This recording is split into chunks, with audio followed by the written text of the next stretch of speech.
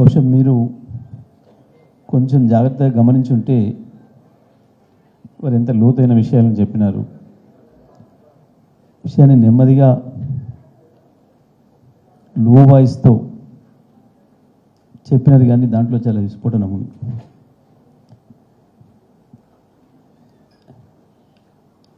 మనం ఏదైతే ఇవాళ జరుగుతున్న ప్రచారం పైన దాడి, దాన్ని తిప్పికొట్టడానికి మళ్ళీ అదే పద్ధతిలో సూపర్ఫిషియల్గా కాకుండా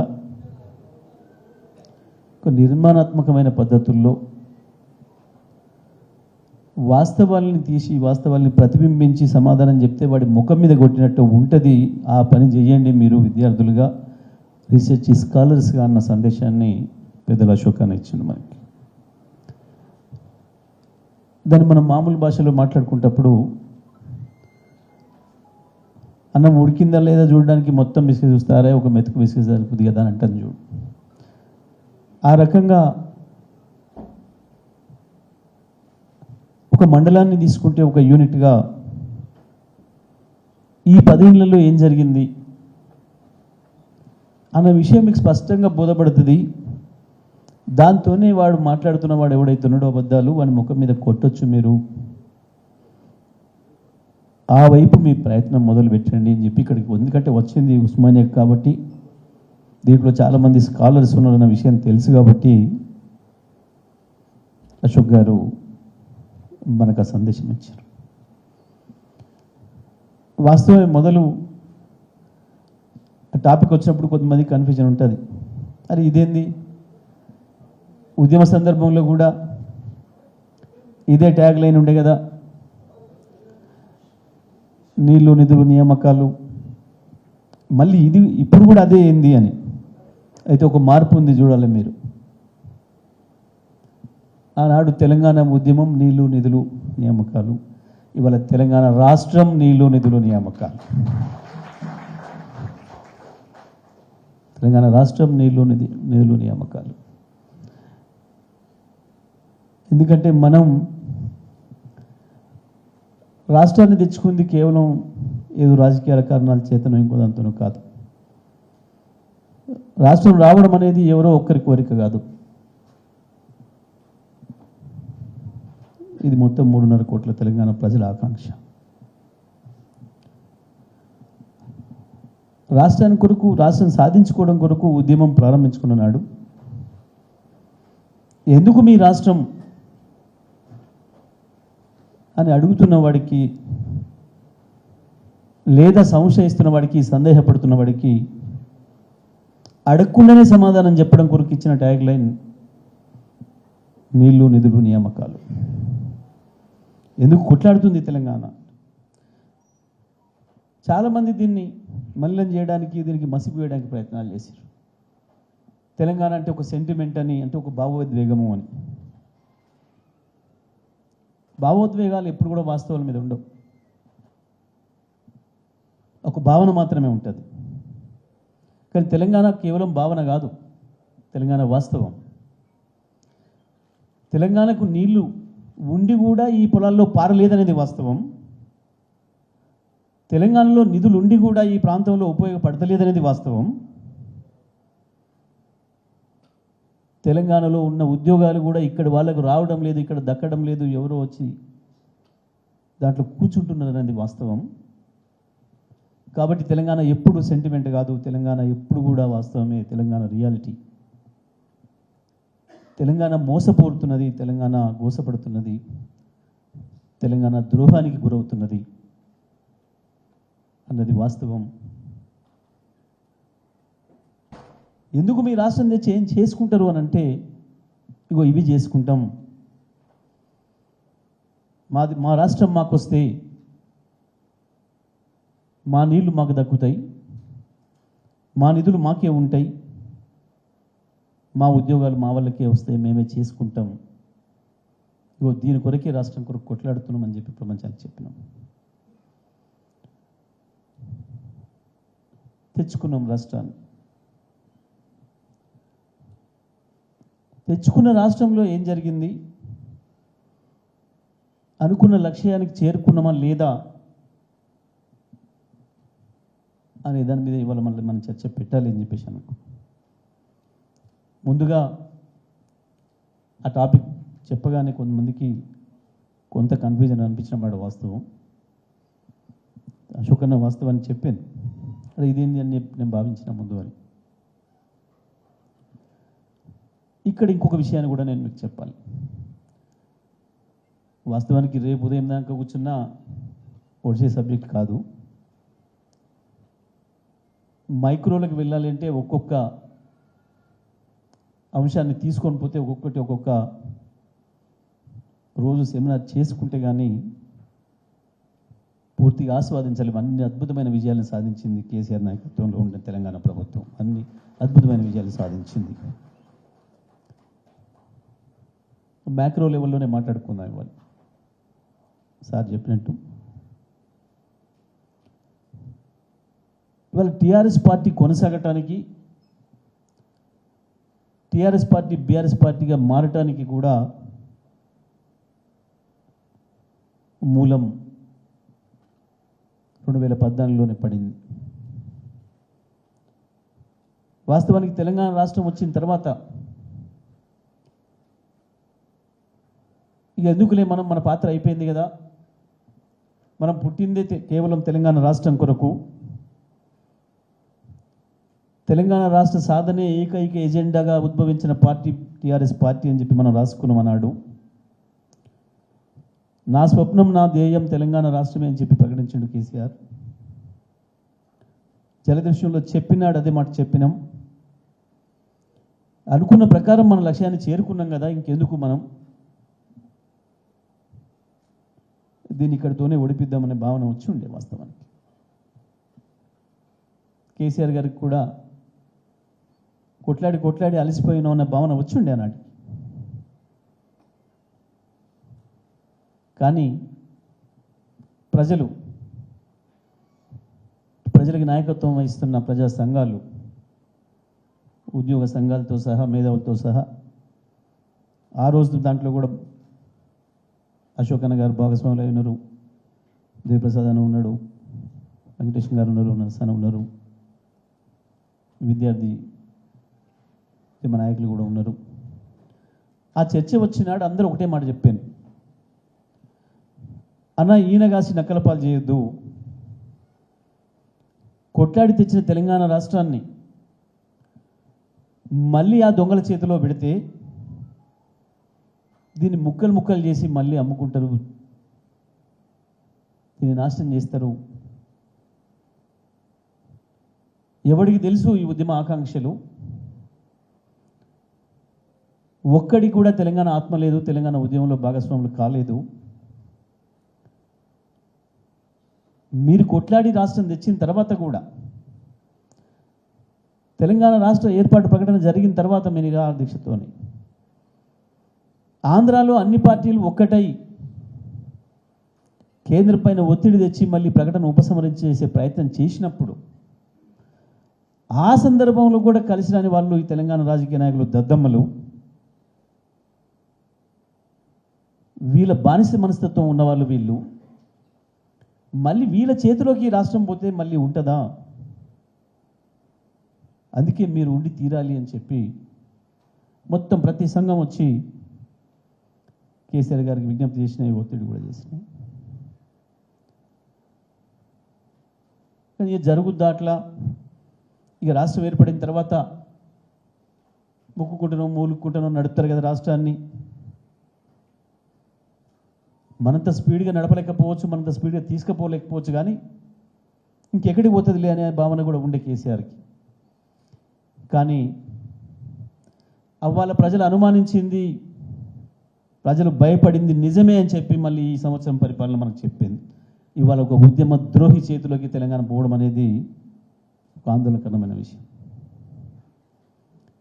తెలంగాణ భావజాలం ఏమాత్రం లేనివాడు, తెలంగాణ ఆత్మ లేనివాడు, తెలంగాణ పదమే గిట్టనివాడు, వాడి చేతిలోకి ఈ రాష్ట్రం పోవడం అనేది ఒక దురదృష్టం, ఒక ఆందోళనకరమైన విషయం కూడా. నేను ఎందుకంటున్నాను ఈ మాట అంటే, మనం ట్యాగ్ లైన్లో ఏదైతే పెట్టుకున్నామో నీళ్లు నిధులు నియామకాల విషయంలో, నిధుల విషయంలో ఇప్పుడు మన నిధులు అక్కడికి ఏం పోవట్లేవు, కాలేజీ చెప్పినట్టు, కాకపోతే ఇంటి దొంగల చేతుల్లోకి పోతున్నాయి కొంత, అది వేరే విషయం, దాని మీద మళ్ళీ మాట్లాడుకుందాం.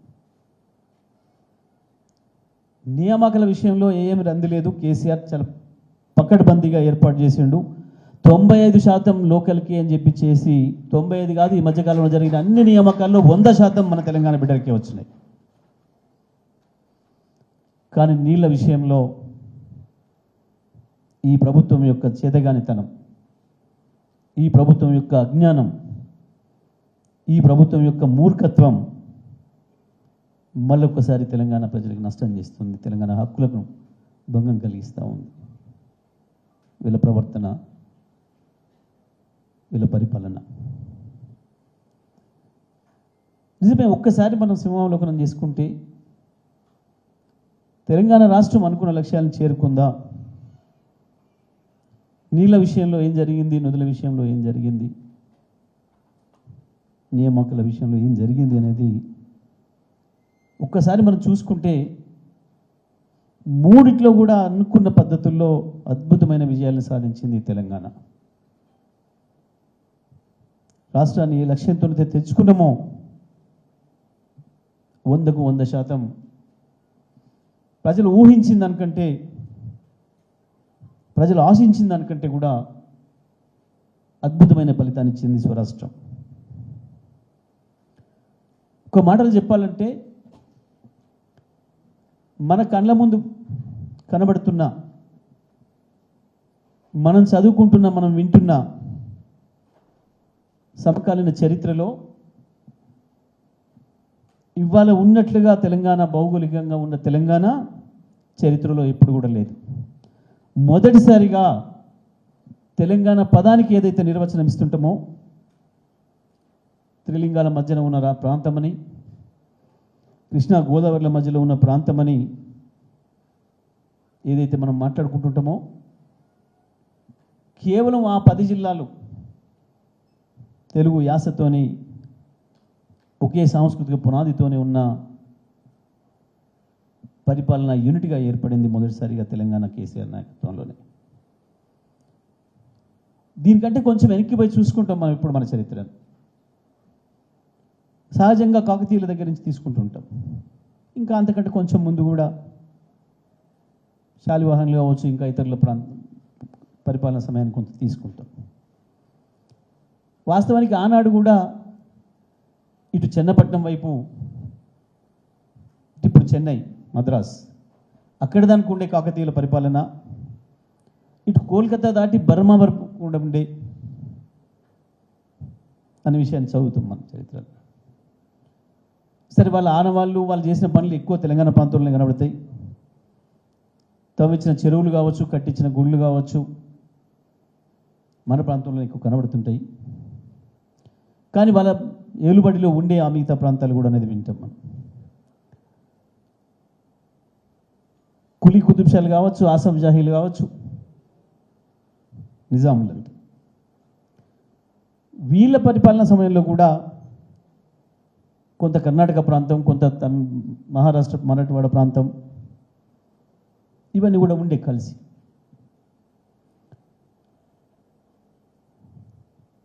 బూర్గుల రామకృష్ణరావు గారి నాయకత్వంలో హైదరాబాద్ ప్రభుత్వం ఏర్పడినాడు కూడా ఆ పక్కన 7 జిల్లాలు మనతో ఉన్నాయి, కర్ణాటక, మహారాష్ట్రవి కూడా.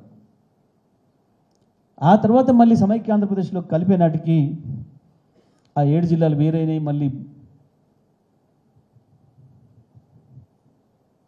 ఇంకొక 14 జిల్లాలు యాడ్ అయినాయి. కానీ మొదటిసారిగా తెలంగాణ ఆత్మ, తెలంగాణ గుండెకాయ అయిన హైదరాబాద్తో కూడిన 10 జిల్లాల తెలంగాణ మొదటిసారిగానే నిలిచిన, చరిత్రలోకి వచ్చింది. మొదటిసారి అది కేసీఆర్ విజయం, ఇది టీఆర్ఎస్ పార్టీ విజయం. మనదైన సాంస్కృతిక వారసత్వాన్ని, మనదైన యాసను, నిజంగా తెలుగు భాషను పుట్టిన ప్రాంతమైన మనం ఒక తెలుగు పరిపాలన యూనిట్గా మొదటిసారి పటంలో నిలబడ్డాం భూగోళంలో. నిజమే, ఉత్తగానే అంతవరకే మనం నిలబడిపోలే. తెలంగాణ వచ్చిన తర్వాత ఏమొస్తుంది అని చెప్పి వచ్చిన ప్రశ్నలకి ఉద్యమ నాయకుడిగా కేసీఆర్ కావచ్చు, కేసీఆర్ వెంట అంతకంటే ముందు నుంచి వెళ్ళి కూడా చెప్తున్న కలగంటున్న జయశంకర్ సార్ కావచ్చు, కాళోజీ కావచ్చు,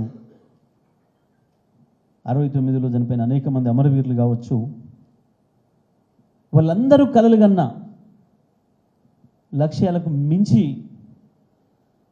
అద్భుతమైన ఫలితాలను తీసుకున్నాం మనం ఈ 10 ఏళ్లలో. తెలంగాణ కొరకే తెచ్చిన ఈ రాష్ట్రం భారతదేశానికి కూడా దిక్సూచిగా నిలబడింది అనేకమైన విజయాల్లో. నిధుల విషయానికి వచ్చినప్పుడు మీకు ఒక విషయాన్ని గుర్తు చేయాలి.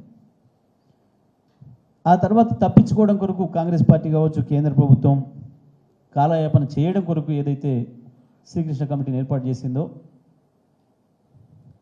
ఆంధ్రుల దీక్షల తర్వాత అప్పటిదాకా ఆంధ్రోళ్ళు సమైక్యాంధ్ర మద్దతుదారులు, వాడు తెలంగాణలో కూడా కావచ్చు, ఆంధ్రోళ్ళు మాత్రమే అనుకోవద్దు. మేము ఉపయోగించే ఆంధ్రుడు అనే పదంలో తెలంగాణ వాడు కూడా ఉన్నాడు, ఈ ప్రాంతంలో పుట్టి ఈ ప్రాంతానికి ద్రోహం చేసి అటువైపు సమర్థించేవాడు కూడా ఉన్నాడు, ఈ ముఖ్యమంత్రి కూడా దాంట్లోనే ఉన్నాడు అన్నాడు. ఈ విధవులందరూ మాట్లాడినాడు. తెలంగాణ వేరైతే ఎట్లా బతుకుతుంది, తెలంగాణకు పైసలు ఎక్కడి, తెలంగాణకు నీళ్ళు ఎక్కడి, తెలంగాణకు సాంస్కృతిక వారసత్వం ఎక్కడిది, అనేక రకాల భయాలు పెట్టిండ్రు. మొత్తం ప్రచారం అంతా ఆ పద్ధతిలోనే చేసిండ్రు. ఈ మనవాళ్ళు, మన బానిసలు కూడా దాన్నే ఎత్తుకొని మాట్లాడేది. కానీ శ్రీకృష్ణ కమిటీ ముందుకు పోగానే, కేసీఆర్ జయశంకర్ సార్ పోగానే ఆయన అడిగిన మాట, మొదటి మాట, సరే రాష్ట్రం వేరైతే ఓకే కానీ మరి ఆంధ్రలో ఎట్లా బతకాలో చెప్పరు అన్నాడు. తెలంగాణలో ఎట్లా బతుకుతారని అడగలే, మీరు విడిపోతే మరి ఆంధ్రలో ఎట్లా బతకాలో చెప్పండి. శ్రీకృష్ణ కమిషన్ అడిగిన మాట. ఆంధ్రాకి నిధులు లేవు, మీరు వేరైపోతే నిధులన్నీ మీ దగ్గర ఉంటే వాళ్ళు అడక్క తింటారు, వాళ్ళకి ఎక్కడిది అవకాశాలు అని చెప్పి మాట్లాడిన ఆయన. డీప్గా చదివినాడు కాబట్టి. ఇంతకుముందు అశోక్ అన్న చెప్పిండు కదా, మీరు మ్యాక్రో లెవెల్లో ఒకసారి మైక్రో లెవెల్లో వెళ్ళండి, ఒక మండలానికి మీకు తెలుస్తుంది అనే మాట. మొదటిసారిగా ఆయన బయట పెట్టిండు ఆ రహస్యం. అది మనకు తెలుసు, అది మనకు తెలుసు కాబట్టే కొట్లాడినాం. మా నిధులు అటే పోతున్నాయనే మాట మనం మొదటి నుంచి చెప్పినాం, దాని కొరకే కొట్లాడినాం. కానీ ఆంధ్ర నాయకులు, సమైక్యాంధ్ర నాయకులు రివర్స్లో మాట్లాడారు. ఇక్కడ ప్రజల అమాయకులు, భయపెట్టించేద్దాం, ఇక్కడ నాయకులకు ఎట్లాగో బానిస తత్వం ఉంది, మనం ఏం చెప్తే అదే వింటున్నారు, ప్రజలు కూడా అట్లా మభ్య పెడదాము అని ఆయనను సాటిస్ఫై చేయడం కొరకు ఆంధ్రప్రదేశ్ కూడా బతుకుతుంది అని చెప్పడం కొరకు 3 నెలలు తిప్పలబడ్డాడు జయశంకర్ సార్, కేసీఆర్ సార్. ఏది ఆంధ్రప్రదేశ్కి కూడా ఆదాయం వస్తుంది, ఉన్నది అక్కడ కానీ ఇప్పుడు తీసుకోవట్లేరు. ఎంత ఆశ్చర్యం వేస్తుందంటే, చాలా గొప్పగా బాగా అభివృద్ధి చెందిన జిల్లాలు, బాగా పైసలు ఉన్న జిల్లాలు అని చెప్పుకునే గోదావరి జిల్లాలు ఒక జిల్లా ఆదాయాన్ని తీసుకున్నప్పుడు మన హైదరాబాదు, మన రంగారెడ్డి జిల్లా ఆదాయం కాదు, మన కరీంనగర్ జిల్లా కంటే కూడా ఆదాయం తక్కువ ఉంది గోదావరి జిల్లాకు. ఆశ్చర్యం. మనకంటే జనాభా ఎక్కువ, పైసలు అక్కడనే ఎక్కువనాయని, అప్పటికక్కడనే భూముల ధరలు ఎక్కువనాయని, అక్కడి నుంచే పైసలు పుడుతున్నాయని, దాంతోనే ఈ దేశం అంతా, ఈ రాష్ట్రం అంతా బతుకుతున్నదని చెప్పి ప్రచారం చేసుకొని డంబాచారాలు చెప్పుకున్న వాళ్ళకి లెక్కలు చూస్తే వాస్తవంగా మనకటి తక్కువ. దాంట్లో నుంచి వాళ్ళు థియరీ తయారు చేసి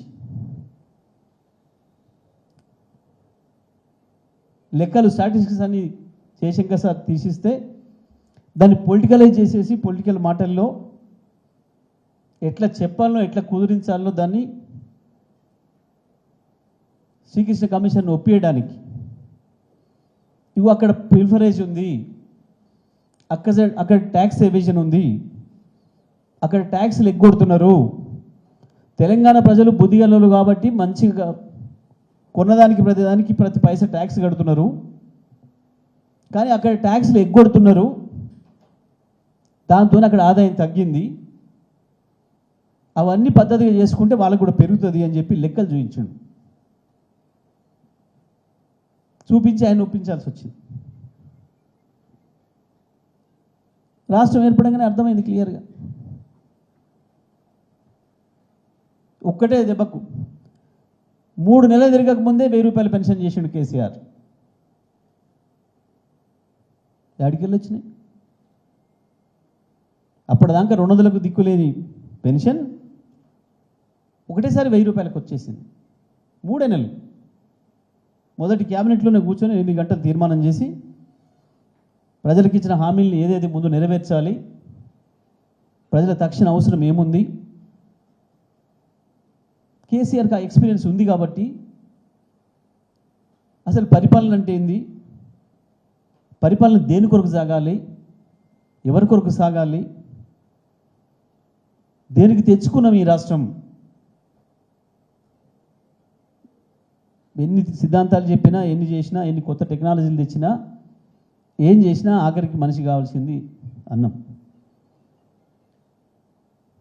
మొదలు ఆకలితో ఉన్న వాళ్ళను ఆదుకుందాం, ఒక్క పూట అన్నమైనా పెట్టి బ్రతికించుకుందాం,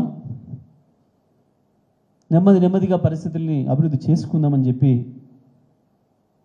వచ్చిన 3 నెలల్లోనే 1000 రూపాయల పెన్షన్ ఇవ్వగలిగిండు అని అంటే మన నిధులు మనకు ఉన్నాయి కాబట్టి, ఆపుకోగలిగినాం కాబట్టి.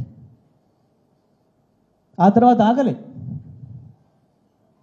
ఒక్కటొక్కటిగా రాష్ట్ర ఆర్థిక పరిస్థితి ఏంది, ఎక్కడ ముందు ఇన్వెస్ట్ చేయాలి, ఎక్కడ పెట్టాలి, మళ్ళీ అభివృద్ధి ఆగకుండా ముందుకు పోవడానికి మళ్ళీ పైసల్ని జనరేట్ చేయడం కొరకు, మళ్ళీ ప్రభుత్వానికి ఆదాయాన్ని పెంచడం కొరకు మళ్ళీ చర్యలు తీసుకోవాలి అని దాని విషయంలో ఒక స్పష్టత ఉంది కాబట్టి, కేసీఆర్కి ఆ అనుభవం ఉంది కాబట్టి ఒకటొకటిగా ఒకవైపు సంక్షేమ పథకాలు, మరొక వైపు అభివృద్ధి కార్యక్రమాలు, దీర్ఘకాలికమైన శాశ్వతమైన అభివృద్ధి కార్యక్రమాలు, ఇంకొక వైపు ఉపాధి కల్పన. ఇంతకుముందు దేవప్రసాద్ అని చెప్పాడు, ఉపాధి కల్పన అంటే కేవలం ప్రభుత్వ ఉద్యోగాలు మాత్రమే కాదు, లక్షలాది మందికి, కోట్లాది మందికి పని కల్పించే వాతావరణ నిర్మాణం. ఉద్యోగాలంటే కేవలం, ఉపాధి అంటే కేవలం ప్రభుత్వ ప్రైవేట్ ఉద్యోగమే కాదు. 2 కోట్ల ఎకరాల భూమిని సాగులోకి తేవడానికి మించిన అద్భుతమైన ఉపాధి కల్పన ఇంకొకటి ఉండదు. అక్కడనే వేలాది మంది, లక్షలాది మందికి అద్భుతమైన ఉపాధి కల్పన జరిగింది. చాలామంది వీటిని లెక్కలకు తీసుకోలేరు.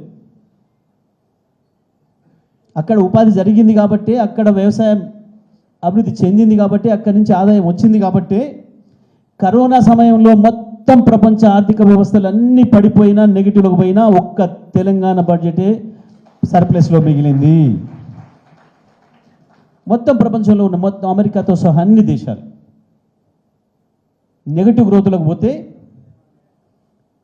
ఒక్క తెలంగాణనే 2% పాజిటివ్ గ్రోత్లో మిగిలిందంటే కారణం వ్యవసాయ రంగం మీద కేసీఆర్ తీసుకున్న చర్యలు, వ్యవసాయ రంగంలో వచ్చిన అభివృద్ధి, వ్యవసాయ రంగం నుంచి వచ్చిన ఆదాయం. ఎట్లా కొయ్యాలి కోతలని భయపడ్డారు ప్రజలు, బయటికి వెళ్ళడానికి లేదు కదా. ఆసారి చెప్పింది, రైతులు ఎక్కడికి బయటకు వచ్చే పని లేదు, కళ్ళంలోనే కొనాలి, మనం ప్రతి ఊర్లో కూడా పెట్టండి కొనుగోలు కేంద్రం అని. భారతదేశంలో కాదు, ప్రపంచంలో ఎక్కడ లేదు. ప్రతి ఊర్లో కొనుగోలు కేంద్రం పెట్టిన మొట్టమొదటి రాష్ట్రం తెలంగాణ.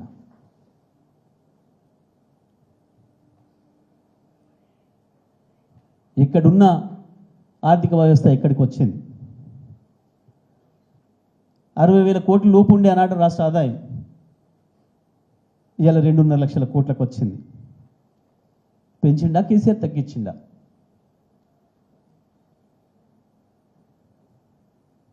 ఇండికేటర్స్ అవే, గ్రోత్ ఇండికేటర్స్.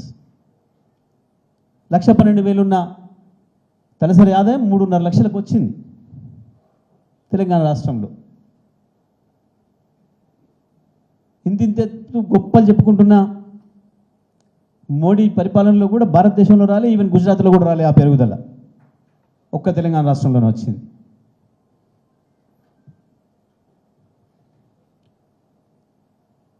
$80,000 ఉన్న రాష్ట్ర బడ్జెట్ 3 లక్షల కోట్లకు దాటింది. చేతనాయాలు ఏదో చెత్త మాటలు మాట్లాడుతుంటారు. అది ఇంతకుముందు అన్న చెప్పినట్టు గోబెల్స్ లాగా ఒక అబద్ధాన్ని 100 సార్లు చెప్తే ప్రజలు నమ్ముతారు అన్న ఒకే ఒక సిద్ధాంతం తీసుకొని పోయింది. అందుకే ఇవాళ మనం ఎందుకు పెట్టుకోవాల్సి వస్తుంది ఈ సదస్సు మళ్ళీ ఇక్కడ అంటే, అశోక్ సార్, మనం నీళ్ళు నియామకాల మీదనే ఎందుకు మాట్లాడుకోవాల్సి వస్తుంది అంటే, ఎందుకు మాట్లాడుకోవాల్సి వస్తుంది మనం మూడిట్లో సక్సెస్ అయినా. నియామకాల విషయంలో దేవిప్రసాద్ అన్న చెప్పినట్టు సంఖ్య ఎంతనే సమస్య కాదు. ఏముండే అంతకుముందు ఓపెన్ కోటా, వాస్తవానికి ప్రారంభంలో ఓపెన్ కోటా 5% ఉండేది. దేని కొరకు? ఇతర రాష్ట్రాల నుంచి వచ్చి ఇక్కడ ఎవరైనా స్థిరపడ్డ వాళ్ళు, తాత్కాలికంగా వచ్చిన వాళ్ళు, ఉద్యోగాల కొరకు వచ్చిన వాళ్ళు, ఏదైనా అవసరాల నిమిత్తం వచ్చిన వాళ్ళు, వాళ్ళకు కూడా ఒక అవకాశం ఉండాలి అని చెప్పి ఓపెన్ కోటాను 5% ఉండే. ఎంత దుర్మార్గమైన సమైక్యాంధ్ర పరిపాలన అంటే, దాన్ని 10%, 15%, చివరికి 20% చేసి తీసుకుపోయి మన సన్నాసులు సోయి లేకుండా ఉంటే మన మంత్రులు, మన ఎమ్మెల్యేలు దాన్ని ఒక దశలో 20% నాన్ లోకల్ రిజర్వేషన్ అని చేసేసారు. అసలు అంతకుమించిన దుర్మార్గం ఉండదు. నాన్ లోకల్ రిజర్వేషన్ ఉంటుందట, ఎక్కడ ఉండదు ప్రపంచంలో. రిజర్వేషన్ లోకల్కి ఉంటుంది, నాన్ లోకల్ వరకు కూడా అవకాశం ఇచ్చేది ఓపెన్ కోటా అంటారు. మన ఆదిలాబాదులో, మన మెదకులో, ఎక్కడో ఆంధ్రప్రదేశ్ శ్రీకాకుళం నుంచి, తిరుపతి, చిత్తూరు నుంచి వెళ్ళి వచ్చి టీచర్లు, అసలు టీచర్ల నియామకం స్థానికం. మొదట్లో అయితే టీచర్ల నియామకాలు పంచాయతీ సమితిలు, జిల్లా పరిషత్తులు చేసేది. నెమ్మదిగా రాష్ట్ర ప్రభుత్వాన్ని తెచ్చి, వాడు అక్కడ ఆదిలాబాద్ వాడు వీడికి రావడానికి లేదు, కానీ శ్రీకాకుళం వాడు హైదరాబాద్ రావడానికి కూడా 1 నిమిషం, ఒకటే జీవో. ఇక్కడ ఉన్నోడు చిత్తూరు పోవాలంటే ఒకటే జీవో. ఆ రకంగా తెలంగాణ వచ్చే నాటికే ఈ రాష్ట్రంలో కాదు, ప్రపంచంలోనే అత్యంత ఎక్కువ జీవోలు ఉన్న వ్యవస్థ కేవలం విద్యుత్ వ్యవస్థ. 16,000 జీవోలు ఉండే. ఎందుకంటే ఒకరిని తీసుకురావడానికి ఒక జీవో, ఒకరిని పంపడానికి ఒక జీవో, వాళ్ళకి ఇష్టమైన పద్ధతుల్లో. అంత దుర్మార్గంగా నడిపింది. సోయి లేదు వీళ్ళకు. ఇవాళ ఇంతింత పొడుగు మాట్లాడుతున్న మా నాయకులకు, వీళ్ళ నాయకత్వంలోనే వీరే మంత్రులు వెలుగబెట్టింది ఆనాడు. తెలంగాణ నుంచి ప్రాతినిధ్యం వహించిన వాళ్ళు వీళ్ళు అందరూ ఇప్పుడు ఇవాళ కేసీఆర్ మీద అవాకులు చెవాకులు వెళ్తున్న వాళ్ళందరూ. అటువంటిది ఇవాళ భారతదేశంలో ఎక్కడ ఏ రాష్ట్రంలో లేదు. ఒక్క తెలంగాణలో మాత్రమే 95% లోకల్ రిజర్వేషన్ ఉంది. ఒక్క తెలంగాణలోనే కేసీఆర్ కొట్లాడి తెప్పించిండు. అది 10 సార్లు మాట్లాడి రాష్ట్రపతి సంతకం అయిందని వెంటబడి. కానీ మిగతా 5% కూడా మన వాళ్ళే వచ్చారు. మొన్న ఈ మధ్యకాలంలో మనం వచ్చిన తర్వాత నింపిన ఒక్క దాంట్లో కూడా నాన్ లోకల్ ఒక్కడు రాలే. 1,22,000 పోస్టులు ఇస్తే 60 మంది కూడా బయట వాళ్ళు రాలే. మొత్తం తెలంగాణ బిడ్డలకి దక్కినాయి. ఏం జరిగింది తెలంగాణ వస్తే అంటే అది జరిగింది. 20 లక్షలకు పైగా ప్రైవేట్ రంగంలో ఉపాధి కల్పించిన ఏకైక రాష్ట్రంగా తెలంగాణ రికార్డు సృష్టించింది అని మొన్న ఈ మధ్యకాలంలో వాడు కాగ్ నుంచి వాళ్ళు చెప్పాను. మనం చెప్పుకోలే వాస్తవానికి ఎన్నికల ముందు. గుజరాత్లో కూడా జరగలే. గుజరాత్లో మోడీ చేతిలోకి ఈ రాష్ట్రం వచ్చిన తర్వాత 25 ఏళ్ల నుంచి కూడా, డబుల్ ఇంజిన్ సర్కారు ఎలుగబెడుతున్న 10 ఏళ్ల నుంచి కూడా 20 లక్షల ఉద్యోగాల సృష్టి కల్పన జరగలే గుజరాత్లో కూడా. బట్ తెలంగాణలో మాత్రమే జరిగింది. దానికి మించి నీళ్లు ఇవ్వడం ద్వారా, ప్రతి ఎకరా పొలాన్ని సాగులోకి తీసుకురావడం ద్వారా, తెలంగాణ వచ్చేనాటికి కేవలం 1 కోటి ఎకరాలు కూడా సాగులేని తెలంగాణలో 2 కోట్ల ఎకరాలకు పైగా సాగులోకి తీసుకురావడం ద్వారా అనేక లక్షల మందికి ఉపాధి కల్పించింది కేసీఆర్ ప్రభుత్వం. ఒక కాడ ఆదాయం జరిగింది అంటే అక్కడ పని జరిగితేనే ఆదాయం వస్తుంది, పుడుతుంది. పని జరగడం అంటేనే ఉపాధి కల్పన. ఇంత అద్భుతమైన విజయాలు సాధించింది ఉపాధి రంగంలో, కానీ చెప్పుకోలేం, మనం ప్రచారం చేసుకోలేకపోయింది.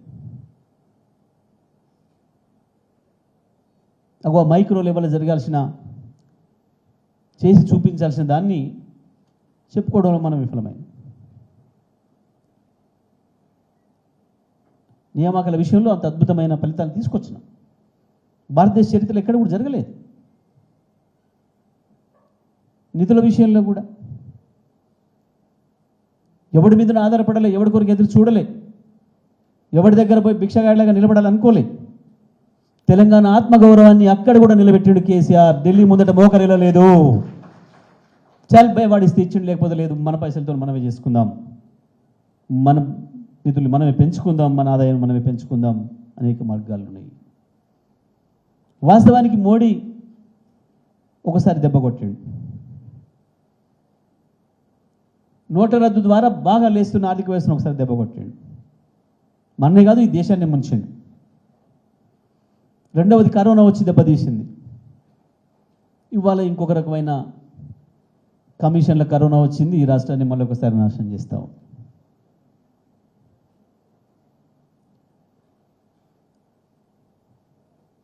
ఎక్కడ కూడా లేదు ఏ రాష్ట్రంలో. మరి పక్క రాష్ట్రం ఉంది, ఇంకా అడకదొబ్బే పనులనే ఉన్నారు. గొప్పలు చెప్పుకుంటారు మనకు పక్క రాష్ట్రం గురించి. మనకి ఎందుకని మనం పట్టించుకోం, కానీ ఎందుకు మాట్లాడడం, టైం వేస్ట్ వాళ్ళ గురించి అని ఇంత పొడుగు రాస్తుంటాడు ఒక పత్రిక. ఆయన మా చంద్రబాబు ఇంత పొడుగు అంత పొడుగు అని. నిన్న మొన్న నా దగ్గర కొంతమంది మిత్రులు వచ్చారు అక్కడి నుంచి. వచ్చి ఏదో మాట్లాడుకుంటూ ఇక హైదరాబాద్ అభివృద్ధి, అది రియల్ ఎస్టేట్ భాషలే వాళ్ళది, అలా బాధ గురించి చెప్పుకోవడానికి వచ్చారు. ఇప్పుడు జరుగుతున్న బాధ గురించి, ఇప్పుడు పెడుతున్న కమిషన్ల బాధ గురించి చెప్పుకోవడానికి వచ్చి మాట్లాడుకుంటూ అక్కడేదో మళ్ళీ ఏమైనా అక్కడ ఏమైనా అవుతుందేమో ఆశ ఉంది అంటే, నేను చెప్పిన ఇంకా 100 ఏళ్ళు ఉన్నా మీ ఆంధ్రప్రదేశ్ హైదరాబాద్తో పోటీ రాదు, సాధ్యం కాదు. మీరు ఆలోచన కూడా చేయకుండ్రి, పోటీ అనేది పెట్టకుండ్రి, అసలు పోటీ మాటే రావద్దు. హైదరాబాద్ ఈజ్ హైదరాబాద్ ఎప్పటికి కూడా. దాని లక్షణాలు దానికి ఉంటాయి. ఎవడో ఏదో నేను చేసినా అని మాట్లాడితే అంత మించిన తెలివితక్కువతనం ఇంకొకటి ఉండదు. ఈ మధ్యన సార్ చెప్పిన సామెత ఉంది కదా మొన్న సభలో అని చెప్పి, దాన్ని చూసి ఎలకలబడ్డట్టు, నీ చంద్రబాబు అంత మొగోడే అంత మునగాడే అయితే ఎందుకు అమరావతిలో ఒక్క సెక్రటేరియట్ కట్టుకోలేకపోయాడు? 5 సంవత్సరాలు క్లియర్గా పరిపాలన చేసిండు కదా మోడీ. ఆయన చేతిలో ఉన్నాడు కదా, అవాళ మోడీనే స్వయంగా వచ్చి శంకుస్థాపన చేసిండు కదా. మేము కూడా ఏం కిరికిరి పెట్టకుండా మా కేసీఆర్ సార్ కూడా వచ్చి ఆశీర్వాదం ఇచ్చి వచ్చిండు కదా మీకు. అయినా ఎందుకు ఒక్క బంగ్లా కట్టలేకపోయినావు? మా కేసీఆర్ ఉన్నదాన్ని ఊలగొట్టి అద్భుతమైన బంగ్లా కట్టిండాడు, సచివాలయాన్ని మొత్తం భారతదేశం అంతా వచ్చి చూసేటట్టు.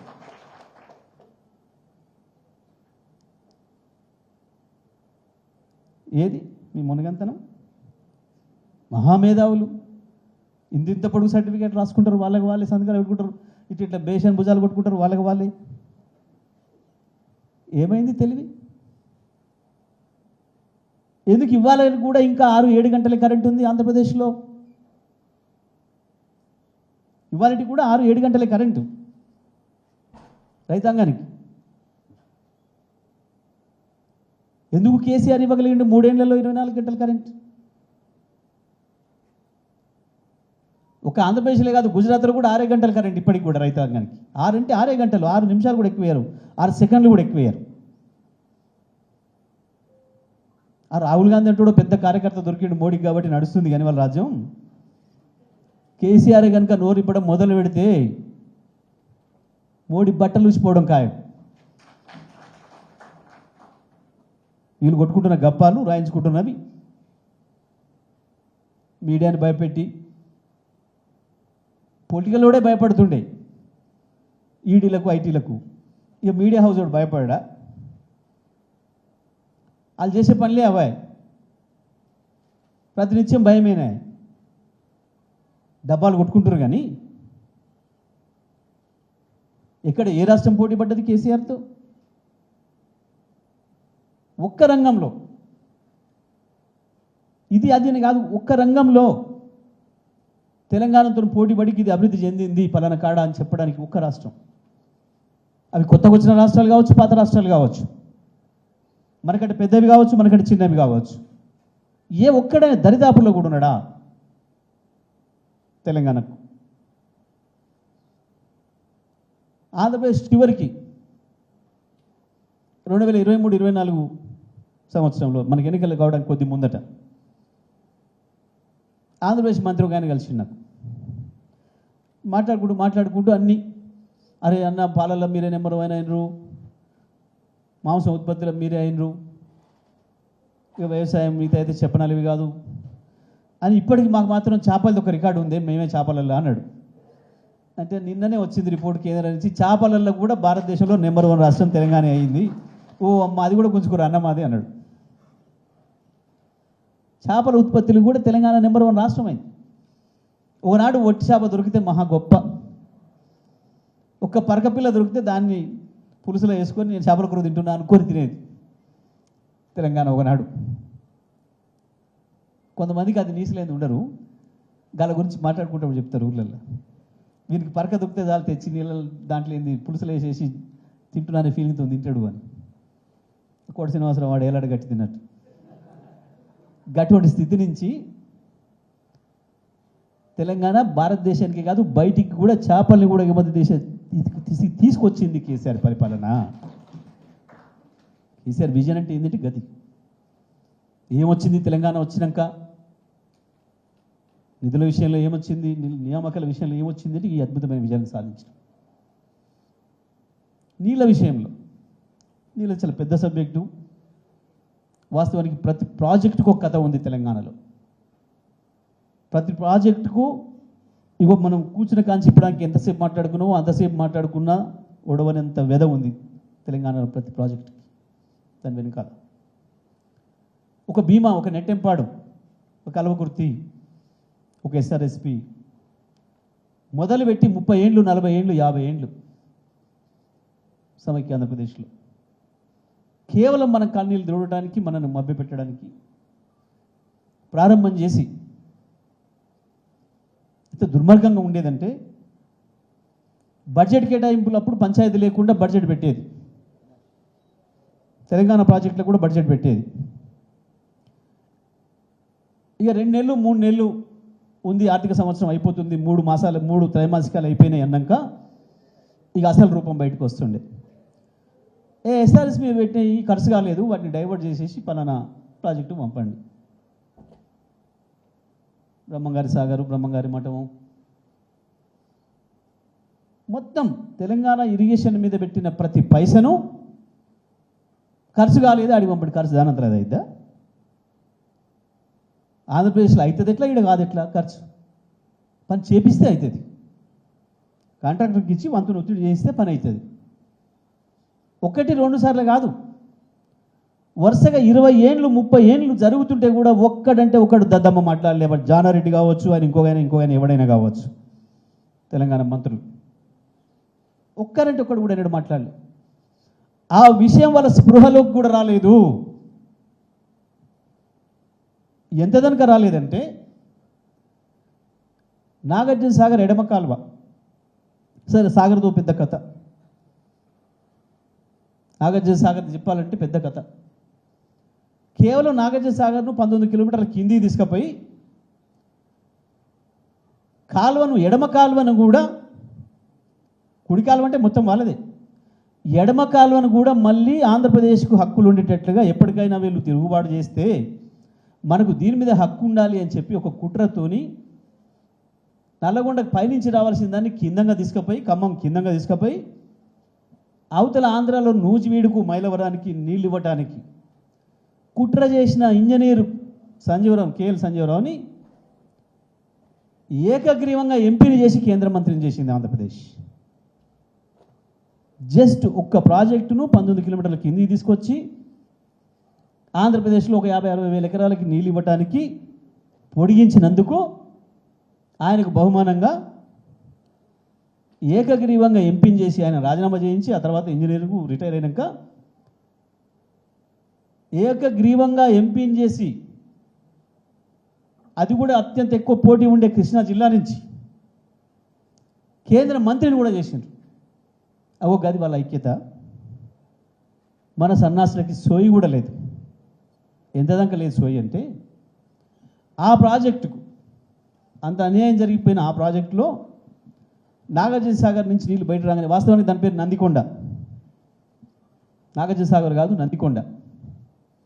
అందుకే నేను మొన్న బలవంతంగా మళ్ళీ దాని పేరు నందికొండ మున్సిపాలిటీనే చేసిన. ఇప్పుడు నాగార్జున సాగర్ అనడానికి లేదు, నందికొండ మున్సిపాలిటీనే చేసినాం మళ్ళీ నేను దాన్ని. ఆ నందికొండ నుంచి బయటకు వచ్చిన నీళ్లు పారాల్సిన మొట్టమొదటి ఊరు రాజవరం. ఎప్పుడైనా కెనాల్ నుంచి బయటకు వచ్చిన నీళ్లు చివరికి ఏ ఊరు చేరుకుంటాయో ఆ ఊరు పేరు పెడతారు. ఆ మేజర్కి ఆ ఊరు పేరు పెడతారు ఎక్కడైనా చరిత్రలో. అట్లా మొదటి బయటికి రాగానే సాగర్ నుంచి బయటికి రాగానే నీళ్లు మొదటి తుమ్ములో నుంచి వెళ్ళి బయటికి వెళ్ళి చేరవలసిన చివరి ఊరు దాని పేరు రాజవరం. అది కృష్ణ ఒడ్డున ఉంటుంది, కృష్ణ నదిని ఆనుకొని ఉంటుంది. ఆ ఊరుకు ఒక్కరోజు కూడా నీళ్ళు చేరలే 50 ఏళ్లలో. నమ్ముతారా ఇది? మొదటి హక్కుదారైన ఊరు. వాళ్ళ ఊరు నుంచి వెళ్ళి పడమడ వైపు చూస్తే నాగార్జున సాగర్ కట్టగా నడుతుంది. దక్షిణంలో బ్రహ్మాండంగా కృష్ణ ప్రవహిస్తుంటుంది. కానీ ఆ ఊరు మొన్నటి వరకు ఎడారే. ఆశ్చర్యం ఏంటంటే మంచినీళ్ళు కూడా లేవు. మన ప్రభుత్వం వచ్చాక నేనే పోయి మొదటిసారిగా మంచినీళ్ళ ట్యాంక్ ప్రారంభం చేసి మంచినీళ్ళు ఇచ్చిన. మొదటిసారిగా ఆ ఊరికి నాగార్జున సాగర్ నీళ్లు ఇచ్చిన పొలాలకి మొదటిసారిగా. నేను అక్కడనే చెప్పొచ్చు నా పొలాలలో, జానారెడ్డి గారు నువ్వు ఎప్పుడేం మాట్లాడినా గా పిల్లగాడు గానికి సమాధానం చెప్పేది ఏంది అని చెప్పి అంటున్నావు. ఓకే సంతోషం, పెద్దవాడివే నువ్వు. కానీ 35 ఏళ్ళు మరి పెంచినావు నువ్వు, ఇక్కడ ప్రజల్ని మోసం చేసినావు, ఈ పొలాల్ని. మళ్ళీ ఎన్నికలకు రా, ఈ పొలాలే ప్రశ్నిస్తాయి నిన్ను. ఎక్కడ పోయినాయి మా నీళ్ళు 35 ఏళ్ళ నుంచి, వాళ్ళు ఎట్లా వచ్చినాయి జానారెడ్డి అని అడుగుతాయి. సమాధానం చెప్పాల్సి వస్తుంది నువ్వు. ఇగో ఇక్కడనే నీ ఓటమికి పునాది వేస్తున్నా అని చెప్పొచ్చిన. దాంతోనే ఓడిపోయి ఆ ఊరు అయితే సంతోషం కాదు. నన్ను పట్టుకపోయారు తర్వాత కోతను మొదలు పెట్టగానే. ఈ పేరే ఈ ఒడ్లకు మంత్రి గారి పేరు అని పెట్టుకున్నాం, మంత్రి గారి ఒడ్లను పేరు పెట్టుకున్నాం సార్, మీరు రావాలి మా ఊరికి అని చెప్పి. సమైక్య ఆంధ్రప్రదేశ్లో మన మహానుభావుల చరిత్రకి ఒకటే మాట చెప్పింది కేసీఆర్ సార్ నాకు. ఇగో సాగర్ కింద ఒక పదం ఉంటుంది, నువ్వు మొదటి మీటింగ్లో చెప్పు, టేల్ ఎండ్ అనే పాదం ఎవడన్నా వాడితే తోలు తీస్తా అని చెప్పు అనమాట. ఏంది టేల్ ఎండ్? టెయిల్ ఎండ్, తోక చివర. ఎప్పుడైనా ఊరోళ్ళు రాజవరం కావచ్చు, దాని యువతలు ఉన్న ఊరు 2-3 ఊర్లోళ్ళు నీళ్ళు రాకపోతే పెద్దలు జానారెడ్డి దగ్గరికి పోతే, సార్ నీళ్ళు వస్తలేవు ఆయన, అరే ఆ డీకి ఫోన్ చేయి అనగానే డీకి ఫోన్ చేసుడు, ఏమయ్యా నీళ్ళు వస్తలేవు, మా రైతులు వచ్చారు ఏంది నీళ్ళు వస్తలేవంట. అది టెయిల్ ఎండ్గా సార్, ఎట్లా వస్తాయి సార్? టెయిల్ ఎండ్గా సార్, ఎట్లా వస్తాయి సార్? రావు సార్ అనగానే అది టెయిల్ ఎండ్ అంటే రావట పొరి అమ్మ. అసలు టెయిల్ ఎండ్ అంటే ఏంది? అదేమన్నా బ్రహ్మ పదార్థమా? అదేమన్నా ఇంకోటా ఏమన్నా దయ్యమా రాక్షస? అది అడ్డం ఉందా? ఆ ఊరికి ఏమైనా శాపం ఉందా? దేనికి రావు? ఎందుకు రావు? టేల్ ఎండ్ అనే పదం యొక్క అర్థాన్ని కూడా తెలుసుకునే ప్రయత్నం చేయలేదు 35 ఏళ్లలో వీళ్ళు. సార్ నాకు మొదటి రోజు చెప్పిండు, నువ్వు ఆడ రివ్యూ చేసేటప్పుడు సాగర్ మీద ఇది ఒక అలవాటు, బాగా తెలంగాణకు ఇది పదాన్ని పడేసారు, అర్థం కాని పదాన్ని టేల్ ఎండ్ అనే మాట అంటారు, చెప్పు నువ్వు అని. నేను మొదటి రోజే మీటింగ్ పెట్టా, చెప్పిన అందరికి, ఏఈలకు డిఈలకు, రైతులకు కూడా పిలిచి, పాపం మన రైతులకు కూడా చాలామందికి అది రాలే ఆ స్పృహ. అని మనం టోల్ ఏంద్రా వాడు నూజివీడోడు తోక చివరైతాడు కానీ నేను మొదటోని నేను ఎట్లయితారా రాజవరం అని ప్రశ్నించే స్థితి రాలే. ఎందుకంటే పొలిటికల్ లీడర్షిప్ కూడా అట్లా లేదు, వాళ్ళకు కూడా రాలే. అది నేర్పినవాడు కూడా చెప్పినవాడు కూడా లేడు. నేను చెప్పిన మొదటి ఊరు రాజవరం, అక్కడ చేరిన తర్వాతనే మొదటి పొలాలకు నీళ్ళు ఇవ్వాలి. రెండవది ముదిమాణిక్యం, ఆ ఊరికి చేరినాకనే మొదటోనికి నీళ్ళు రావాలి. మూడవది సూర్యపల్లి, ఆ చివరి ఊరికి చేరినాకనే మొదటోళ్ళకి నీళ్ళు వదలాలి.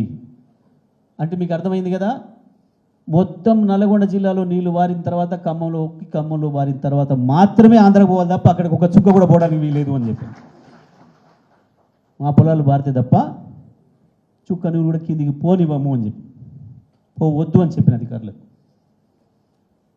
కొంతమంది సన్నాసులు మనవాళ్ళు కూడా అటు మద్దతు ఇచ్చారు. ఇస్తే కూడా చెప్పాను నేను, మా ప్రాధాన్యత ఇది, నేను నడిపే విధానమే ఇది, మేము తెచ్చుకుందే దీని కొరకు తెలంగాణను. ఎందుకంటే మొట్టమొదలు నువ్వు తెలంగాణ వాడివేని నాకు జ్ఞానం ఇచ్చింది మొదటిది అదే చర్చ. నేను వాస్తవానికి మొదలు సమైక్యవాదిని అంటే ప్రపంచమంతా ఒకటే అనుకున్నవాడిని. ఆంధ్రప్రదేశ్ తెలంగాణకు సంబంధించిన సమైక్యవాది కాదు, గ్లోబ్ అంతా ఒకటే అని అనుకుంటున్నవాడిని. మనుషులు సమాజం అంతా ఒకటే అనుకునే ఒక భావన ఉన్నవాడిని. మొదటిసారి బెజవాడలో ఒక మిత్రుడు చెప్పిండు నాకు, మన తెలంగాణలో వేరు అనే మాట. దానికి ఒక పెద్ద చరిత్ర ఉంది, దానికి ఒక పెద్ద కథ ఉంది. ఆయన నన్ను ఒప్పియడానికి ప్రయత్నం చేస్తే నేను ఒప్పుకోలేము. మొదలు చివరికి మేము ఏ కట్ట మీదనైతే కూర్చున్నామో ఛాయ్ దాక్కుంటూ, ఆయన మన ఎన్నుకున్న నీళ్ళు చూడండి సార్ అన్నాడు. నీళ్ళు పోతున్నాయి బ్రహ్మాండంగా, పెద్ద కాలువ. అగో ఈ నీళ్లు మనవి సార్, మీ నల్గొండ జిల్లా సార్, ఇవి నల్గొండలే మీ పొలాలు ఎండిపోతున్నాయి, ఇగో ఈడ నీళ్ళు చూడండి సార్ అద్భుతంగా. వీడికి మన వాళ్ళు ఎవరన్నా వస్తే అయితే రిక్షా దొక్కడానికి వస్తారు, లేకపోతే చెరుకు కొట్టడానికి వస్తారు. వీళ్ళు మాత్రం మనకాడ వచ్చి బ్రహ్మాండంగా భూములు చేసుకుంటారు, భూములు కొంటారు, ఉద్యోగాలు చేస్తారు. ఇగో ఇదే సార్ తెలంగాణ అని ఆయన చెప్పిండు నాకు, తెలంగాణ వాడు. నాకు ఎంబడి స్ట్రైక్ అయింది. నిజమే, మా ఊరోళ్ళు 10-15 మంది రిక్షాలు దొక్కడానికి వచ్చారు, ఒక 200 మంది చెరుకు కొట్టడానికి వచ్చారు. ఆడికి అలా కలిసి వస్తుంది. సాగర్ నీళ్ళు గా పరిస్థితి. ఇక ఎస్ఎల్బిసి కథ, అది ఒక పెద్ద కుట్ర. ఇవన్నిటి ఛేదించి అసలు శాశ్వతమైంది గోదావరి. ఈ సబ్జెక్టులు సమయం ఉంటే తర్వాత సెమినార్ ఒక్కొక్క సబ్జెక్ట్ మీద పెట్టుకోవాలని ఉంది నాకు. శ్రీశైలంది ఒకటి, నాగార్జునసాగర్ది ఒకటి, ఎస్ఆర్ఎస్పిది ఒకటి, ప్రాణహిత చేవెళ్ళ ఒకటి, చివరిగా కాళేశ్వరం అసలైంది. కాళేశ్వరమే ఎప్పటికైనా తెలంగాణకు జీవధార. ఎప్పటికైనా ఈ భూమినంత కాలం తెలంగాణను బతికిచ్చేది కాళేశ్వరం మాత్రమే. కాళేశ్వరమే శాశ్వతం, కాళేశ్వరమే నికరం ఎప్పుడు కూడా. కాళేశ్వరం ఆషామాషి ప్రాజెక్ట్ కాదు, ప్రపంచంలోనే అత్యంత తక్కువ రికార్డ్ సమయంలో కట్టిన ప్రాజెక్ట్, అత్యంత ఎక్కువ పొలాలకు నీళ్ళు ఇచ్చే ప్రాజెక్ట్, 6 జిల్లాలను అద్భుతంగా సస్యశ్యామలం చేసిన ప్రాజెక్ట్. 6 జిల్లాలని కాదు, ఒక్క మహబూబ్ నగర్, ఉమ్మడి మహబూబ్ నగర్ జిల్లాకు తప్ప మొత్తం 9 జిల్లాలకు హైదరాబాద్తో సహా నీళ్లను తీసుకొచ్చి తడపగలిగిన శక్తి ఉన్న ప్రాజెక్టు కాళేశ్వరం.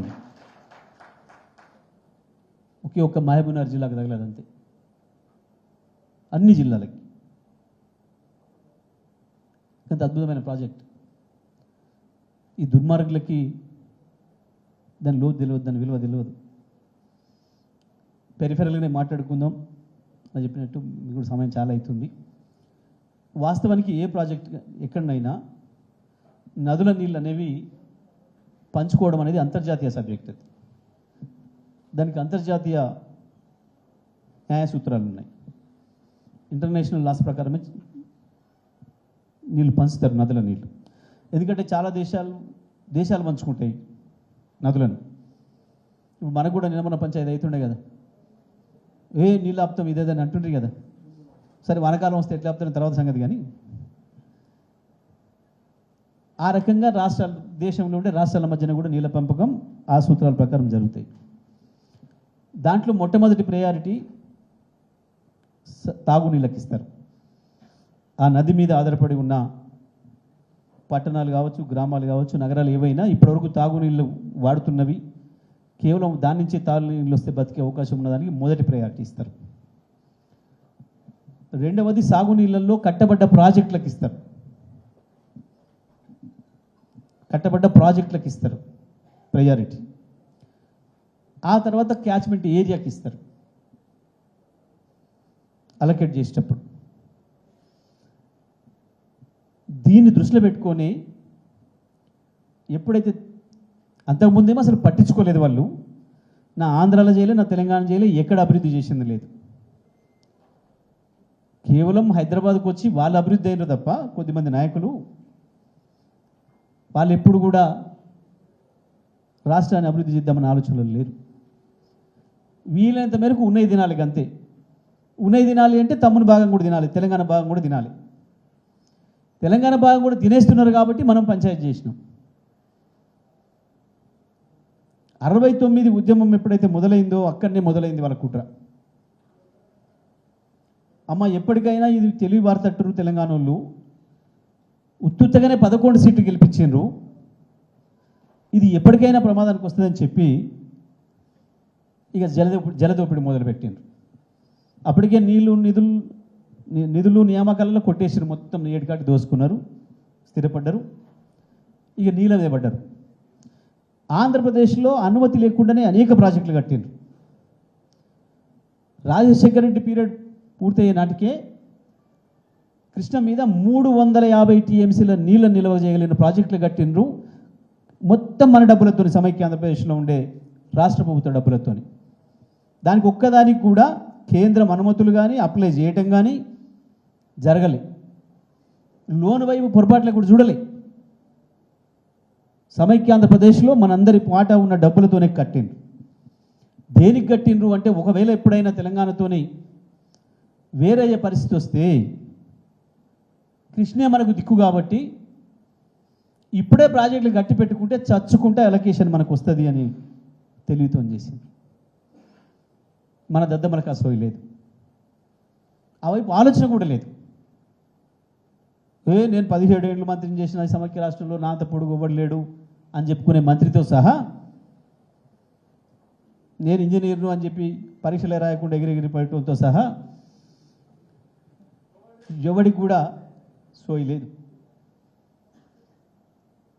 దాన్ని కనిపెట్టే కేసీఆర్ ఈ లేనికాడ పంచాయతీ ఎందుకురా, ఉన్నకాడ మనం కొట్టేద్దామని చెప్పి, ఎక్కడ దొరుకుతుంది గొంతు అని చెప్పి చూసి, అప్పటిదానిక సమైక్య ఆంధ్రప్రదేశ్లో ఉన్న ఇంజనీర్లు మనం ఏదైతే మిస్గైడ్ చేస్తున్నారో వాటన్నిటి నుంచి బయటపడి ఒక రెవల్యూషనరీ ఆలోచనలతోని ఇగో ఇక్కడ ఉంది మనకు లైఫ్, మన జీవితం ఇక్కడ అనే పాయింట్ని దొరకబట్టి ఇక్కడ కట్టాలి అని చెప్పి ప్లాన్ చేసిన ప్రాజెక్ట్ ఈ కాళేశ్వరం. 2 టీఎంసీలే కాదు, పోలవరాన్ని వాడెట్లయితే తీసుకుపోయిండో రకరకాల మాటలు చెప్పి అబద్ధాలు చెప్పి ఇక్కడ కూడా 3 టీఎంసీలు ఎత్తుదాం ప్రతిరోజు అని చెప్పి 3వ టీఎంసీకి కూడా ప్లాన్ చేసేసి పెట్టింది వాళ్ళకి దొరకకుండా ఉండటానికి. వాస్తవానికి మాట్లాడుకోకుండా చేయాలి బయటికి. ఆ రాష్ట్రం పట్ల సోయిన వాడైతే ఎవడైనా వాడు ఏ పార్టీ ఉన్నా దానికి లోపటి నుంచే మద్దతు ఇవ్వాలి. బయటికి మాట్లాడుకోవాల్సిన విషయాలు కావు వాస్తవానికి. కానీ కేసీఆర్ అంత జాగ్రత్తగా పక్క రాష్ట్ర ముఖ్యమంత్రిని ఒప్పించి, కేంద్రాన్ని ఒప్పించి, అన్ని అనుమతులు తీసుకొచ్చి కట్టిన ప్రాజెక్ట్ అది. కేవలం దాంతోనే కేసీఆర్కి పేరు వచ్చిందని చెప్పి దాని మీదనే ఎక్కువ దాడి పెట్టిండ్రు. వాస్తవానికి గత 200 సంవత్సరాల చరిత్రలో రికార్డులో ఎప్పుడు రానంత వరద మొన్న 2022-23లో వచ్చింది. 38 లక్షల క్యూసెక్కులు ఒకటేసారి వచ్చింది వరద. ఆ వరద ఒత్తిడిలో అది కింద నుంచి వెళ్ళి కొంచెం కుంగింది. కుంగడం పక్కన పెట్టండి, అనేక ప్రాజెక్టులు కొట్టుకపోయినాయి కడుతున్న సందర్భంలో. నాగార్జునసాగర్ 2 సార్లు కొట్టుకపోయింది మొత్తం కడుతున్నప్పుడు. దాని ప్రాజెక్ట్ కాస్ట్ 900 రెట్లు పెరిగింది. మొదలు అనుకున్న రోజుకి ఎస్టిమేషన్కి పూర్తయ్యే నాటికి 900 రెట్లు పెరిగింది. ఆ మాటకు వస్తే మనం వచ్చేంత వరకు కూడా ఇంకా నాగార్జునసాగర్ పూర్తి కాలే కాలువలు. గన్నేళ్ళు పట్టింది. ఎస్ఆర్ఎస్పి 1972 మొదలుపెట్టింది, ఇప్పటికి పూర్తి కాలే. 500 రెట్లు పెరిగింది దాని ఖర్చు. కాలువ ఖర్చే ప్రాజెక్ట్ ఖర్చు కంటే ఎక్కువ అవుతుంది. అయితే సహజం, రోజులు గడిచిన కొద్దీ కొత్త రేట్లు వస్తుంటాయి. సహజంగానే ప్రపంచం మొత్తంలో పెరిగితే అందరూ కూడా పెరిగింది. కానీ దీనితోనే కేసీఆర్ పేరు వచ్చింది కాబట్టి దీని మీదనే దాడి చేయాలని చెప్పి ఒక వేట కుక్కలాగా దాడి చేసిండ్రు. సరే, మనం ప్రజలు పట్టించుకుంటారా ఈ పనికిమాలలో మాటలని మనం అనుకున్నాం. సరే, మిగతా ఆశలు పెట్టడంతో పాటు అది కూడా తోడైంది వాళ్ళకి. ఎవరు ఇద్దరు కూడా మాట్లాడినారు, మోడీ రాహుల్ గాంధీ బదులుకొని. కేసీఆర్ని దెబ్బ కొట్టడం కొరకు ఇద్దరు కూడా ఒకటే మాట మాట్లాడారు, 1,00,000 కోట్లు అని. జ్ఞానం ఉన్నవాడు ఎవడు మాట్లాడాడు ఆ మాట? దానికి ఖర్చు అయిందే 80,000 కోట్లు అని లెక్కలే ఉన్నాయి, ఇచ్చిన బీఆర్లే ఉన్నాయి. కానీ ప్రధానమంత్రి స్థాయిలో ఉండి మోడీ కావచ్చు, దేశంలో ప్రతిపక్ష స్థానంలో ఉన్న పార్టీ అధ్యక్షుడిగా ఉన్న రాహుల్ కావచ్చు, దేనికి వాళ్ళిద్దరు ఒకరికొకరు శత్రువులు గారు. వాళ్ళ ఇద్దరికి శత్రువు కేసీఆర్ అయిండు. ఎందుకంటే కేసీఆర్ తెలంగాణ ఎల్లలు దాటి బయటకు వచ్చిండు కాబట్టి. మహారాష్ట్రకు వచ్చిండు, మహారాష్ట్ర నుంచి గుజరాత్కి వచ్చిండు, పంజాబ్ పోయిండు. కేసీఆర్ పోవడం కాదు, కేసీఆర్ అభివృద్ధి కార్యక్రమాలు పోయినాయి, కేసీఆర్ సంక్షేమ కార్యక్రమాలు పోయినాయి. కేసీఆర్ పేరు గుజరాత్ రైతుల నోళ్లలో నానడం మొదలైంది. గుజరాత్లో కేసీఆర్ పేరు మాట్లాడతారా? ఇది అహంకారం అమిత్ షాకి, మోడీకి. కాబట్టి కాంగ్రెస్ గెలిచినా ఏం లేదు, తెలంగాణలో కేసీఆర్ లేకుండా చేయాలి. దాంట్లో భాగంగా దానిపైన విష ప్రచారం చేసిండ్రు ఇద్దరు కూడబలుపుకొని. గుజరాత్లో, బీహార్లో ఈ మధ్యకాలంలో కట్టిన ప్రాజెక్టులు ప్రారంభోత్సవాలు కాకముందే కూలిపోయినాయి. గుజరాత్లో అయితే ఒక దాని నుంచి 200 మంది పైగా చచ్చిపోయారు. 200 కదా నా 200 చిల్లరను 156 మంది వీళ్ళు కొత్తగా కట్టి ప్రారంభోత్సవానికి పోయిన ప్రాజెక్ట్ పడి చచ్చిపోయారు. కూలిపోయింది మొత్తం, అది కొట్టుకపోయి. అడ్రస్ కూడా లేదు ఇప్పుడు. దాని మీదకి ఎన్డీఎస్ఏ లేదు, విచారణ లేదు, కమిషన్ లేదు. అట్లా ఇక బీహార్లో అయితే లెక్కకు మించి. పోలవరం కాఫర్ డ్యామ్ మొత్తం పోయింది. చంద్రబాబు పీరియడ్లో ఆడ ఆంధ్రప్రదేశ్లో 2-3 ప్రాజెక్టులు కొట్టుకుపోయినాయి. ప్రతి ప్రాజెక్టు కడుతున్న సందర్భంలో వరదలు వస్తాయి కాబట్టి పోతుంది. కట్టేదే నీళ్ళ ప్రాజెక్ట్ అంటే. పూర్తి కాకముందు వరద పెద్దగా వచ్చినప్పుడు సహజంగా డ్యామేజ్ జరుగుతుంది. అక్కడికి మనం గంత పెద్ద వరదలు వచ్చి జీవనదిగా ఉన్న గోదావరి పైన అతి తక్కువ లాస్తో కట్టిన ప్రాజెక్టు.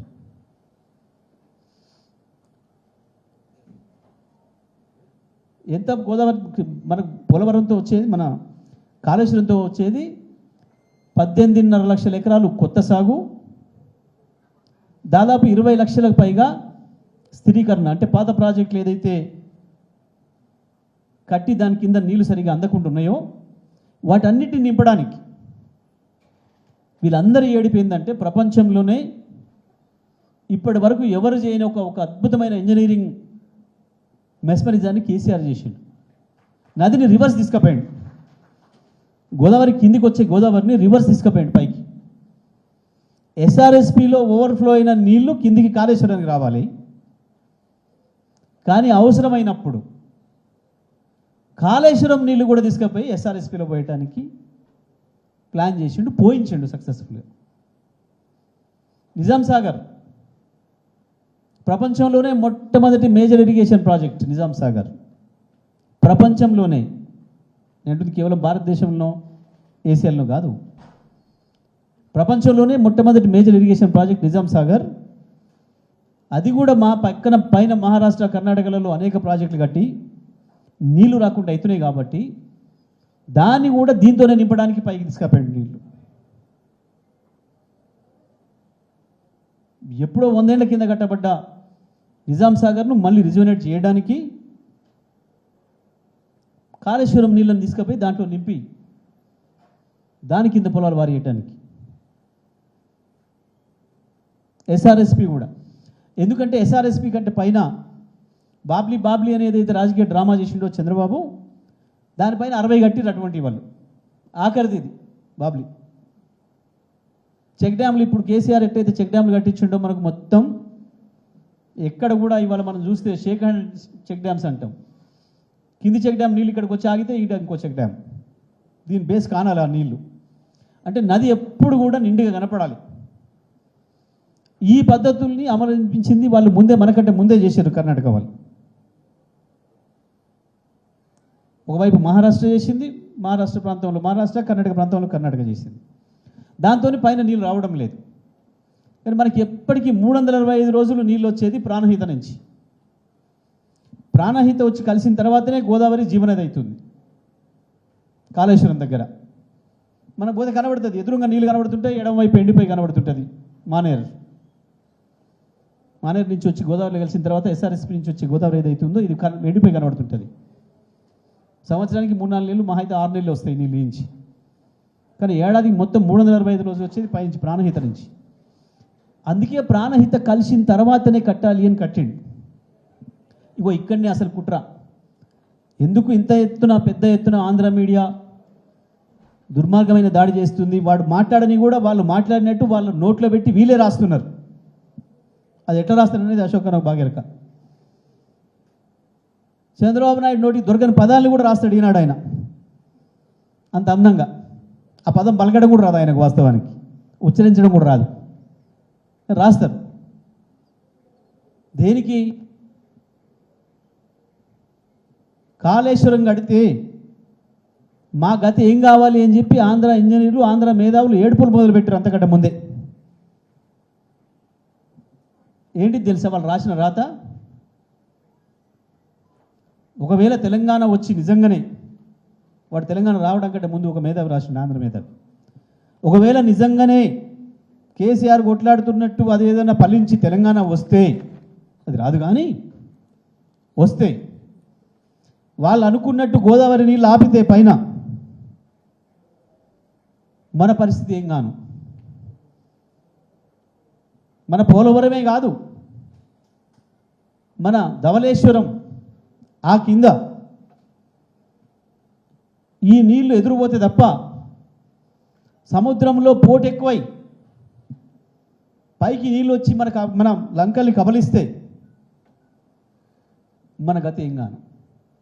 ఎంత దూరం ముందు చూడుకుంటారు. తెలంగాణ రాకముందు రాసిన మాటలు ఇవన్నీ కూడా నాయి కావు, ఒక ఆంధ్ర మేధావి రాసినాయి. ఎందుకు ఆపారు తెలంగాణ, ఎందుకు అడ్డుకున్నారు, కాళేశ్వరం మీద ఎందుకు విషయం గక్కుతున్నారు అంటే ఇది కారణం. కాళేశ్వరం మీద విషయం ఉత్తరికి అక్కడం లేదు. ఈ ద్రోహులు దొరికిరు, ఇంటి దొంగలు దొరికిరు, వాళ్ళకు వీళ్ళ నోట్లో పెట్టి వాళ్ళు రాయిస్తున్నారు, వాళ్ళు మాట్లాడిస్తున్నారు. కాళేశ్వరం అంటే 19 కాంపోనెంట్స్. వందల కిలోమీటర్ల సొరంగాలు, వందల కిలోమీటర్ల పైప్ లైన్లు, వందల కిలోమీటర్ల ప్రవాహ కాలువలు, అనేక ఎత్తిపోతలు, అనేక బ్యారేజ్లు, చివరికి ఒకటి మేడిగడ్డ. మేడిగడ్డతోని పనే లేదు. ఇవాళ కూడా మేము అనేకసార్లు ఛాలెంజ్ చేసినాం, శాసనసభలో కావచ్చు, బయటికి పోయి అక్కడ పోయి కూడా కావచ్చు. ఇవాళ మా చేతికి ఇచ్చిన, ఇవాళ కేసీఆర్కి అప్పచెప్పిన కాళేశ్వరం నీళ్లు 3 రోజుల్లో ఉత్తమ్ కుమార్ నీ కోదాడ కాన్స్టిట్యూన్సీ కూడా తీసుకొస్తాం నీళ్ళు అని చెప్పినాం. ఏం అక్కర్లేదు, బటన్ నొక్కితే చాలు నీళ్ళు రావడానికి సిద్ధంగా ఉన్నాడు. కేవలం ఎండాకాలం వచ్చినప్పుడు కూడా వర్షాలు పోయిన తర్వాత ఏమైనా ఆపత్కాలం వస్తే ఇబ్బంది కాకుండా ఉండడం కొరకు మాత్రమే ఒక 24 టీఎంసీల నీళ్ళను నిల్వ చేయడానికి కట్టుకుంది మేడిగడ్డ. ఎండాకాలంలో ఒక 24 టీఎంసీల నీళ్లను అందుబాటులో ఉంచుకోవడం కొరకు, అవసరమైతే వర్షాలు లేట్ అయితే అడ్వాన్స్గా నీళ్ళు ఇచ్చుకోవడం కొరకు, తూకాలు పోసుకోవడానికి, నాట్లు పోసుకోవడానికి ఇబ్బంది లేకుండా సీజన్ ప్రారంభం కాగానే ఎత్తిపోసుకుంటే మన ఇంట్లో మన కుండలో ఉన్నట్టు ఉంటాయి కదా అని చెప్పి కట్టుకున్న ప్రాజెక్టు మేడిగడ్డ. మేడిగడ్డతో సంబంధం లేకుండానే కాళేశ్వరం మొత్తం రన్ అవుతుంది. అయింది. మొన్న నీళ్లు తెచ్చింది కూడా వీళ్ళు ఎల్లంపల్లి నుంచి వెళ్ళి తెచ్చినమని ఏదైతే వాగుతున్నారో వీళ్ళు, ఆ ఎల్లంపల్లి నుంచి వచ్చిన కాలువ కావచ్చు, ఎత్తిపోతలు కావచ్చు, అది కూడా కాళేశ్వరమే. ఎల్లంపల్లి నుంచి నీళ్ళు తెచ్చేది కూడా కాళేశ్వరమే, కాళేశ్వర ప్రాజెక్టే. ఆ సొరంగం కావచ్చు, ఆ వేసిన మోటార్లు, బాహుబలి మోటార్లు కావచ్చు,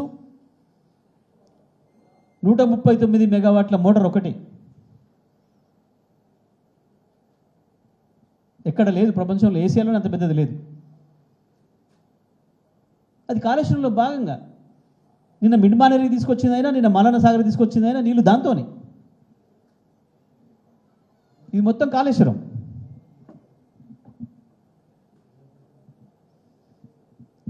ఏమనంటే మేము ఎల్లంపల్లి నుంచి తెచ్చినాం. నీ ఎల్లంపల్లి కెపాసిటీ ఎంత, ఎన్ని రోజులు ఉంటాయి ఎల్లంపల్లి నీళ్ళు? మరి నీ ఎల్లంపల్లి నుంచి తెచ్చింది నిజమైతే మరి 2014 ముందు ఎందుకు రాలే? కేసీఆర్ రాకముందు ఎందుకు రాలే? అప్పటికే ఎల్లంపల్లి కట్టినావు కదా.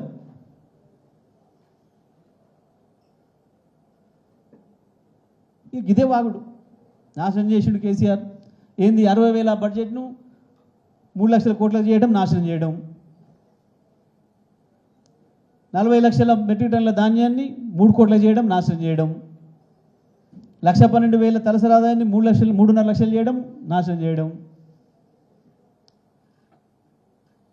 సగానికి పైన ఆందోళన కొట్టుకుపోయే ఉద్యోగాలను 90% మనకు తేవడం, నాశనం చేయడం. భారతదేశంలో ఆహార ఉత్పత్తిలో, వ్యవసాయ ఉత్పత్తుల్లో నెంబర్ 1 చేయడం, నాశనం చేయడం. చాలా గమ్మత్తుగా మాట్లాడతారు ఆ డాస్ మీద నుంచి. వాడు దాని ముందే నిలబడి ఫోటో దిగుతాడు, ఇది లేదంటాడు. ఇక ఆ మాటలు అయితే ఆ వికారం తక్కువ మాటలు మనం మాట్లాడుకుంటే లేవు. వాడు కడగకుండా కూర్చుంటాడు ఇట్లా. ఏమన్నా లేవన్నీ ఇక కడుక్కోకుంటే వాసన వస్తుంది, చిన్నపురాన్ని కూడా ఎరికి. వాడు కూర్చున్నాక కడుక్కో రాకపోతే అమ్మ అని ఏడుస్తాడు వచ్చి కడగమని. గంత సోయి తప్పిన మాటలు, జ్ఞానం లేని మాటలు, చెత్త మాటలు, అడక తినే మాటలు. ఒకటే మాట చివరిగా వీళ్ళు మొదటి రోజు నుంచి మాట్లాడింది ఏంది? కేసీఆర్ అప్రపాలు చేసిండు, అప్పే లేకుండా తెలంగాణలో ప్రభుత్వం చేస్తామని చెప్పాను. అప్పే లేకుండా తెస్తామని కదా వీళ్ళు చెప్పే లెక్క ప్రకారం. కేసీఆర్ అప్పు చేయడం తప్పైతే ఇక నువ్వు కూడా అప్పు లేకుండా చేయాలి కదా ఒకరి. అసెంబ్లీలో నేను అదే మాట అన్న, అప్పులు చర్చ చేసినప్పుడు, సంతోషం భయ్, మీరు అప్పు లేకుండా కనుక మీరు రాష్ట్రాన్ని నడిపితే మేము మా ప్రభుత్వం నుంచి స్వాగతిస్తాం, ధన్యవాదాలు చెప్తాం. మా కేసీఆర్ కూడా సరి చేసుకుంటాడు, మనసారి నేర్చుకుంటాడు. అమ్మని అమ్మ ఎంత గొప్పగా తెచ్చిరు పిల్లగాళ్ళు, తెలంగాణలో అప్పు లేకుండా నడుపుతున్నారు రాజ్యం అని చెప్పి. నాకు సరిగ్గా నడపరాకపోయే కదా అనుకుంటాడు. మంచిది, మీరు ఆ పద్ధతిలో నడపమన్నాం. ఏమైంది? ఏడాది తిరగక ముందే 1,50,000 కోట్లు. మన సంవత్సరానికి అప్పుడు ఆవరేజ్ చేసిందే 40,000 కోట్లు. వీళ్ళు సంవత్సరానికి 1,50,000 కోట్లు, సంవత్సరానికి 1,50,000 కోట్లు వేసి ఏం జరుగుతుంది? ఇంకొక ప్రమాదం, ప్రభుత్వ ఆదాయం తగ్గుతుంది. వాస్తవానికి 10 ఏళ్ళు పెరుగుకుంటూ వచ్చింది. నేను మీకు ఇంతకుముందే చెప్పినట్టు కరోనాలో కూడా పెరుగుకుంటూ వచ్చింది తెలంగాణ ఆదాయం. కానీ గత సంవత్సరం 15,000 కోట్లు తగ్గింది. ఏం జరుగుతుంది? కాంగ్రెస్ మంత్రుల జేబులోకి పోతుంది రాష్ట్ర ప్రభుత్వ ఆదాయం. ప్రజలకు చెందాల్సిన పైసలు ప్రజలకు రాకుండా ప్రభుత్వ పెద్దల జేబుల్లోకి పోతున్నాయి. రాష్ట్రాన్ని లూటి చేస్తున్నారు. ఆ దొంగతనం నుంచి బయటపడడం కొరకే, దారి తప్పడం కొరకు దొంగ అని ఉరుకుతున్నట్టు ఇవాళ కేసీఆర్ పైన కమిషను, ఇంకోటి పైన కమిషను, ఈ కేసు ఆ కేసు, పనికి మాలిన పనులను చేస్తూ ఉన్నారు. ఈ సందర్భంలో మనం చదువుకున్న వాళ్ళుగా, యువకులుగా, విద్యార్థులుగా, స్కాలర్స్గా మనం ఏం చేద్దాం, మన బాధ్యత ఏంది అని చెప్పి చర్చ చేసుకోవడం కొరికే ఇవాళ ఈ సెమినార్ని ఏర్పాటు చేసిన నిర్వాహకులు. మరి పెద్దలు అశోక్ అన్న చెప్పినట్టు కేవలం ఏదో పెరిఫెరల్గా పైకి సూపర్ స్పెషల్గా మాట్లాడకుండా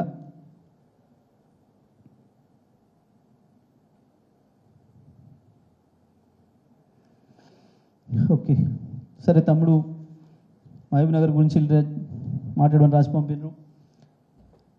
మహబూబ్ నగర్ తెలంగాణ ఉద్యమం గురించి మాట్లాడితే మహబూబ్ నగర్ గురించి మాట్లాడిన సందర్భం లేదు కేసీఆర్ ఎప్పుడు కూడా. ఎందుకంటే ప్రపంచంలోనే కేవలం దేశంలో కాదు, అత్యంత ఎక్కువ